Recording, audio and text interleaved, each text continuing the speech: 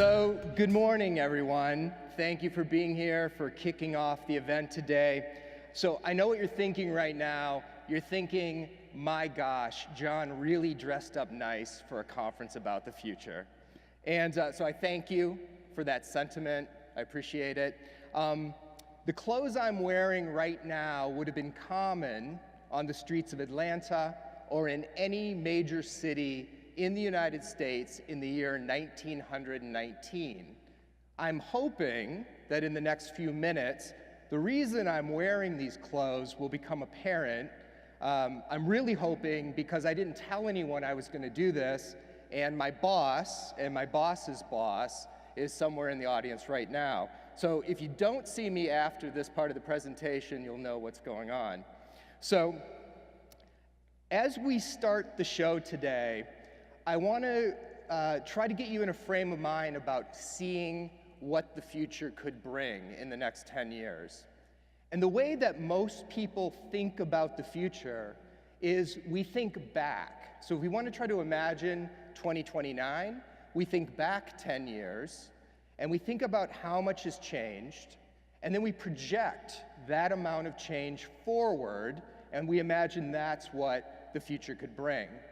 So that's linear thinking. And let's do that for a moment. Let's think in a linear way. Let's go back to 2009, and here is the peak of telecommunications. It's the beautiful BlackBerry Bold. Look at those physical keys. I hear BlackBerry's doing really well these days. So we can then jump over from telecommunications to media. So Blockbuster. 2009, Blockbuster still had over 4,000 stores. How many stores are there today? One, yes, put it on your bucket list. Nipping at Blockbuster's heels was Netflix. And 2009 would be the first year that Netflix began to deliver more video streams than they did physical DVDs by mail, 2009. Teenagers in 2009, Glee launched this year. Ironically, the teenagers were played mostly by 20-something actors. And the show was about a lot of things, but what it really was about was social status and social class. Pew Research just did a study showing that teenagers today, 10 years later, are behaving differently. They are sleeping more, which I really like. They are studying more, and they are doing less social activity and less physical work. So I'm actually all for all four of those things, personally. Health spans. So if we go back to 2009, globally, health spans had been increasing universally around the world, except really in the United States. The last 3 years, the United States has a huge rise in suicides and drug overdoses. But even with those effects, if you look over the last 10 years, men have gained about 4.5 months of life. And because women always do things better than men, women have gained a half of year of life to an average of just over 81.1 years. So that's how we see the future when we think in a linear way. But what is not advancing linearly is technology. It does not go 1, 2, 3, 4, 5 up to 10. It goes 1, 2, 4, 8, 16, 32. And this exponential increase in technology advancing didn't begin 10 years ago.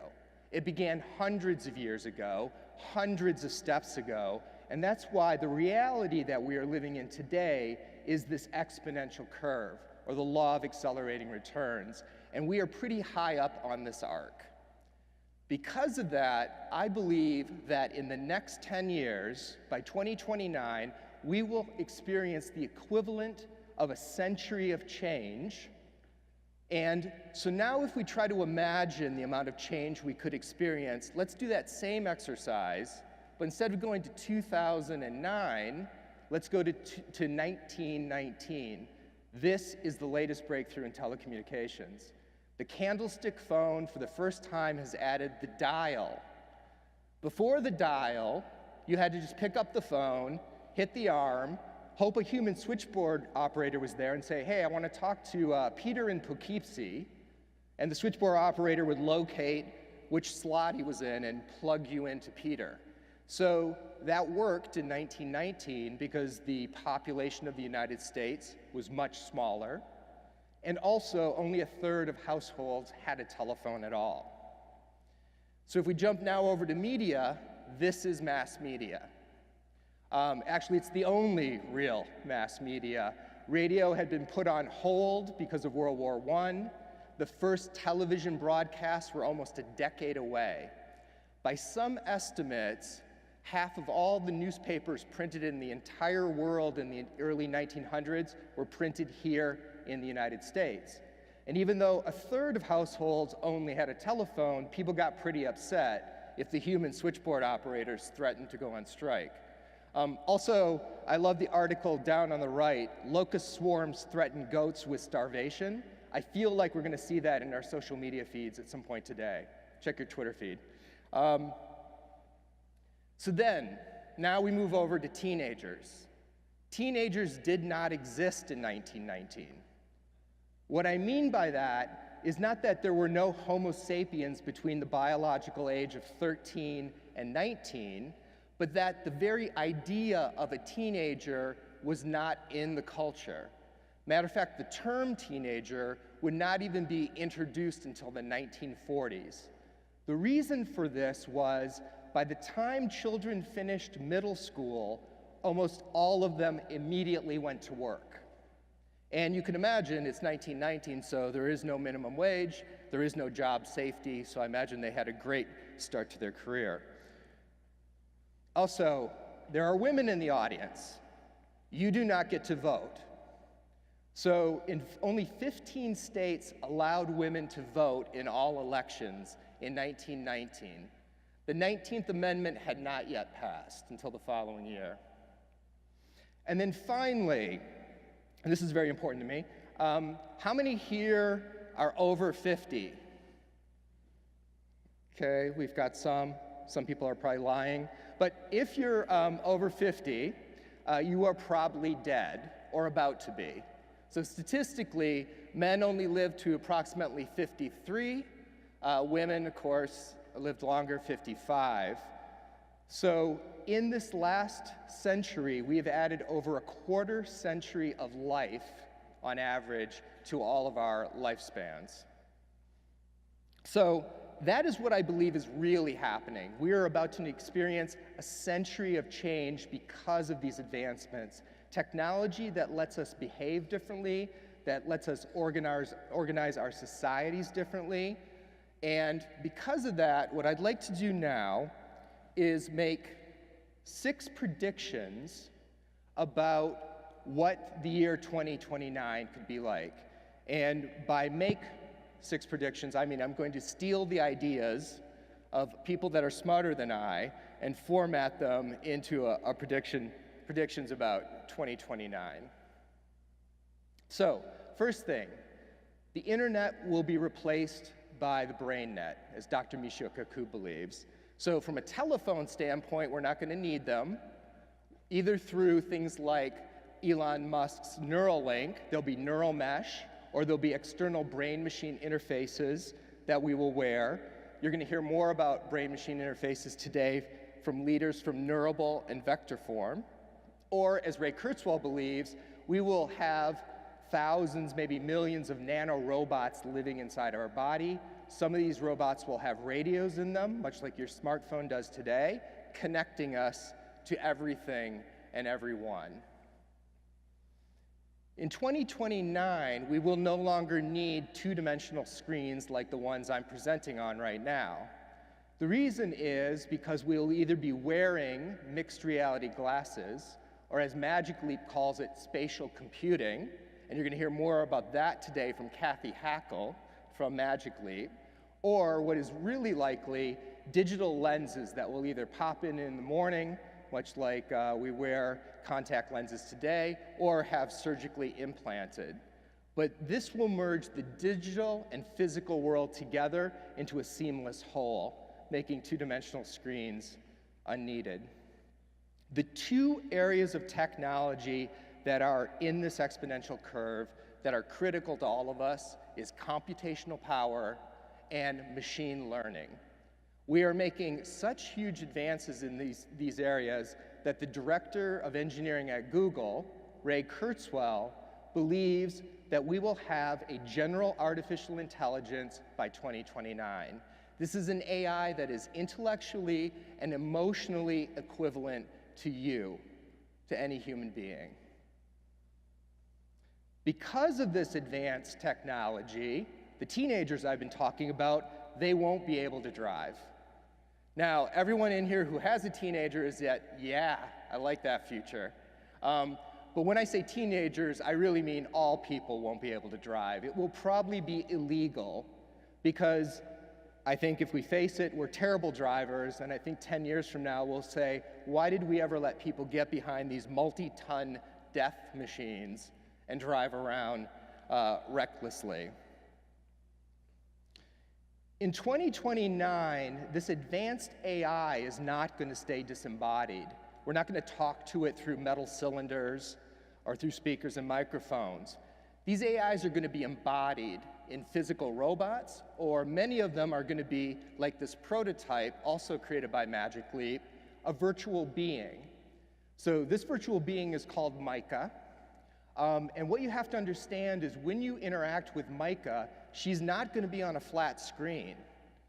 You're going to wear the Magic Leap glasses that are meshing the world around you. Micah appears as another human-scale being, and because she knows the physical environment you're in with her, she can interact in that environment just like another human being.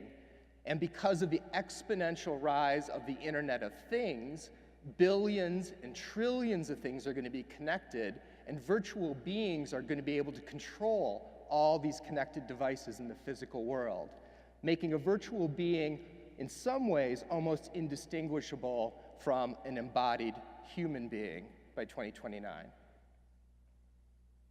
And then this is my favorite prediction that I hope comes true because I wasn't looking forward to dying, and that is we will have indefinite lifespans. So I talked to you earlier about since 1919, we've added a quarter a century of life on average.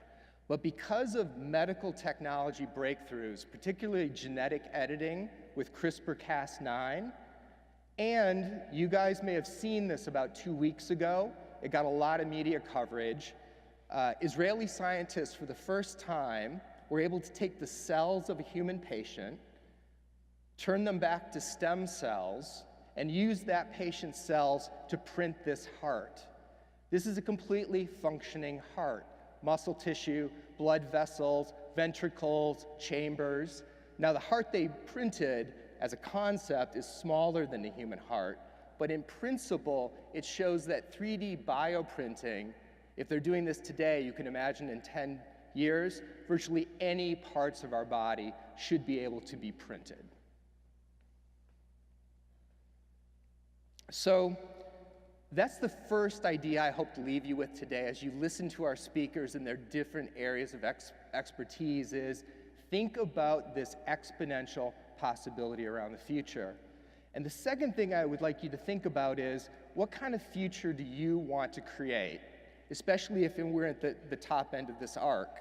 So the futurist Norman Henschel, I think, he's created these 4 categories of possible futures, which I find very, very interesting. And some of you may notice I'm using an image from Black Mirror in the background. I often call this a documentary about our future. The reason is he says there's the probable future and the possible future. I think the reason Black Mirror resonates so much with us is because it seems very probable and possible in many ways. In some ways, that's kind of a default future that could happen to us. The next 2 categories, plausible, and the one that I personally hope that we can achieve is a preferable future. It's going to take more effort on all of our parts, but in my mind, a preferable future is one where the most people benefit in the most ways possible because of all of the technologies that are now afforded us. And I hope that's an idea that you also keep in mind as you hear our expert speakers talk throughout the day. So I want to thank you very much for being here to kick off FutureX Live. And now I would like to introduce Brian Cooley, who is the senior editor of CNET. He's going to talk about today and how we start to head towards that future.